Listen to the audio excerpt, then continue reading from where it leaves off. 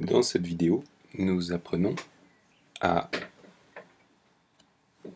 importer un fichier dans le site du collège et à le partager avec tous les élèves d'un cours pour que seuls ceux-ci y aient accès.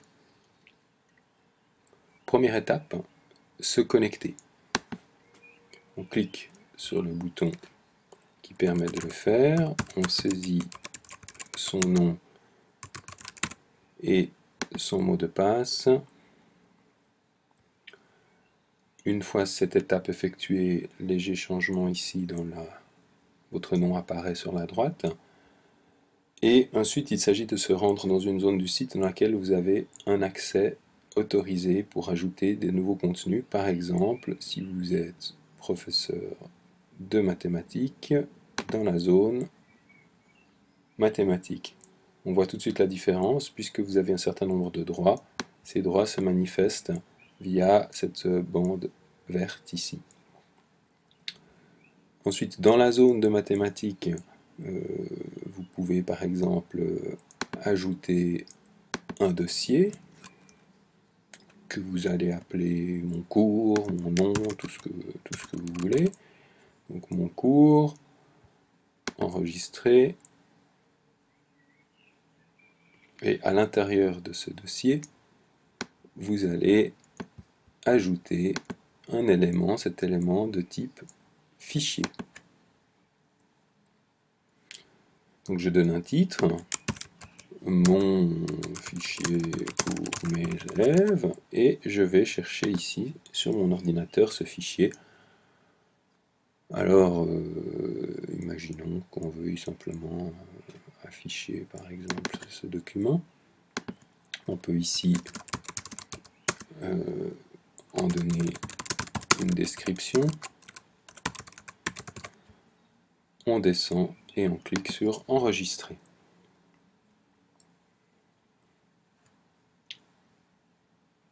Le fichier est chargé dans le site du collège. Il sera désormais disponible depuis n'importe où.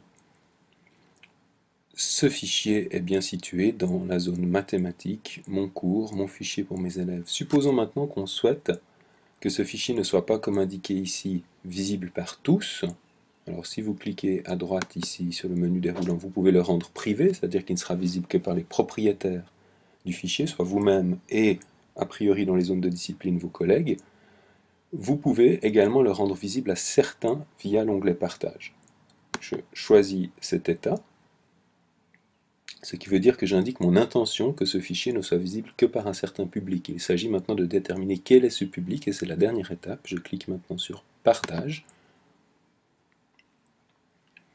Et ici, par exemple, si j'ai un cours de deuxième en maths, je commence à taper l'intitulé du cours, je lance une recherche qui prend quelques secondes parce que maintenant, vous voyez que ça va plus vite qu'on croit.